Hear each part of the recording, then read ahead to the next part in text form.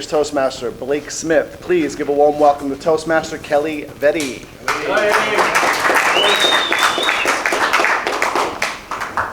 First, what an honor to be evaluating such a juggernaut of our club, someone who's been a Toastmaster for half of his life, Distinguished Toastmaster Blake Smith. So I'd like to start with what I absolutely loved from your speech, starting with the language. So some of the language in your speech was particularly evocative. The past 12 months altered the colors in your palette. The reasons you love this club defy enumeration. It was very pleasurable hearing language like that throughout your speech. Another piece I loved was your humor. And one of the things about your humor is that you matched the humorous things you were saying with your delivery. You did an excellent job there. The pause before you talked about how you would talk about your grandchildren, but you didn't want the other grandparents in the room to feel bad. Also, the emotion you brought when you got into all of the junk mail you were getting, and you brought the vocal variety with your delivery about the hearing aids and the pudding and the inappropriate sexual history comments from your doctor. Those were particularly engaging. Another feature that I loved were how you drew everyone in with the connections you made, but also your specificity. So this is one lesson that I'm going to pull that I think others can pull as well, is the degree of specificity that Blake used throughout his speech that really brought you there with him. So for example, when you said that you were going to go on a cruise again, you didn't just say, I'm going to go on a cruise again. You said, I'm going to go on a river cruise in Europe next summer, and Carmelo is not invited.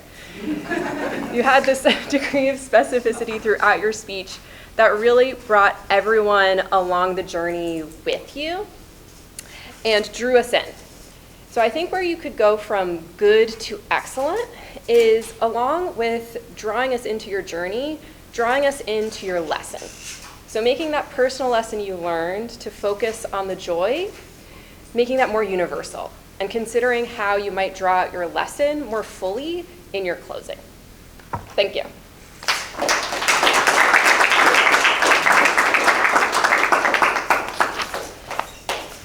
Red light.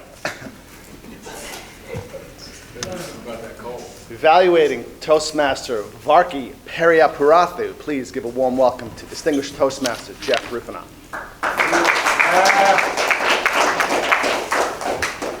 Toastmasters and guests, so we go from 35 years to closer to 35 days. A much newer Toastmaster Periapurathu. I appreciate hearing the story of a juggernaut of a grandfather. And a lot of things went well, a couple things for improvement. Let's start off with what went well, especially with a new Toastmaster. At first, he started off here. He quickly came away from that. I noticed there was some reading, but it was mainly eye contact. And what I love, and I don't see this a lot with newer Toastmasters, is the pausing. You were never rushed. And the pauses were appropriate. For instance, at the beginning, you asked a question, and then he waited for a response. Remember that. Many people don't when they're up here. There was also a pause when his grandfather fell into the well. He was holding on for dear life. Sometimes we miss that. There are emotional moments in the speech, and we just keep talking as though it's all the rest of the speech and it's all one thing, and there's just this. No. So that made it punchy, and that allowed us to absorb that. That allowed us to reflect. And left palm was an ornament after that. You gave us the ultimate hero story where life is going great and then literally collapses, and single-handedly, nice language along the way, he comes back fighting for his 8 kids. We know that he was a success, not only financially, but with his family, because we heard about the acres of farmland, his kids graduating college, all of that. Couple of thoughts. Good times can build great things too, was the name of the speech. It's really helpful if we use the intro to set us up. And I wonder if it could have sounded something like this. Toastmasters and guests, what if you lost everything? Could you rebuild? Today, Varki is going to tell us a personal story about his grandfather who single-handedly and then we'll hear single-handedly later, in his speech titled, Well, Well, Well. And now all of those callbacks, we can go back to that, and that just makes it even better. Wonderful job for a newer Toastmaster.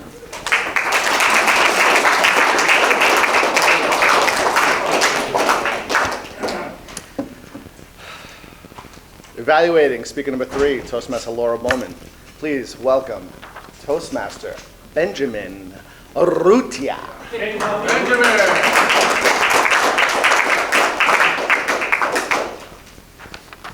Good morning, fellow Toastmasters and guests. I was told that I should improve my voice projection. So this is what I'm doing right now. Thank you, Carlitos. Okay, I have the pleasure to evaluate Laura Bowman this morning. She handed out her speech as we were drinking coffee this morning.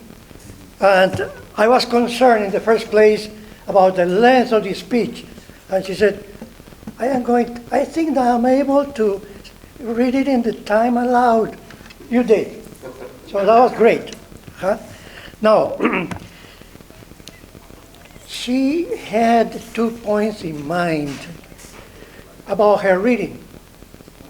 And I have to say that I guess that you have to improve on that. Yes. But you're on the right way to go to do it. Okay? And also, I want to ask this question. Is she boring? She was concerned about boring. You're not. See, especially when you throw your hair this way. I think it is great. Well, she engaged the audience in the first place when she were asking questions about the goals for the following year. This is true. Sometimes when it comes to October, we begin to think about the next year. And this is what you call the spark. And also, you gave some ideas about how we should handle our goals. And I think that that relates to your profession. I don't know what it is, but it is good. Okay. Now, yes, talk about things that we have as goals, and also about moderation. If we have something that is not any good. But all together, I think that you throw us a juggernaut of ideas. They were so good. I'm just waiting to sit down and write my goals for the following year. Thank you.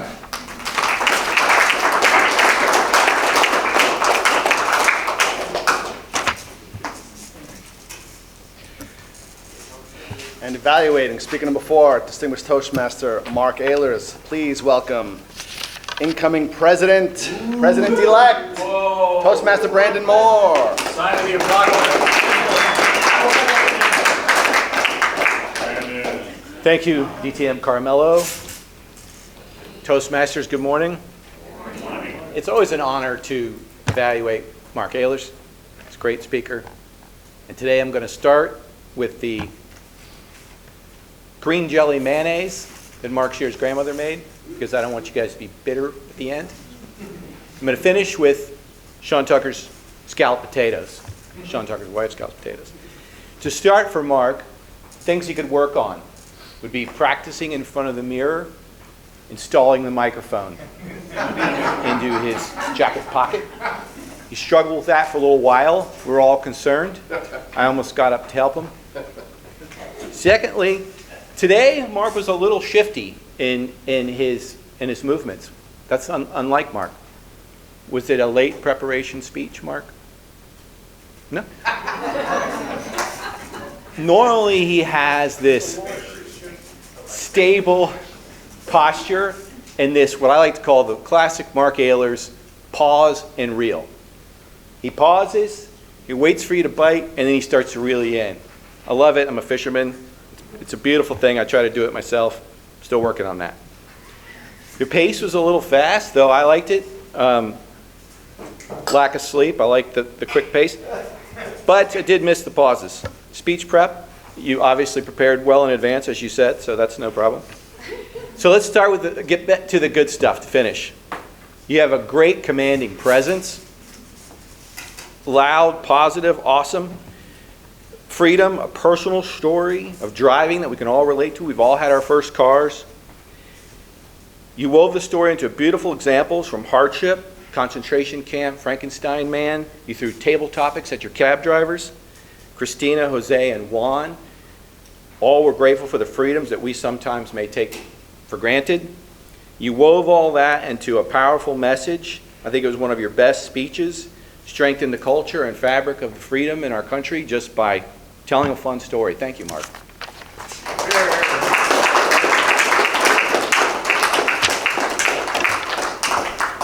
Mr. Red Light, Mr. Timer, did all evaluators qualify?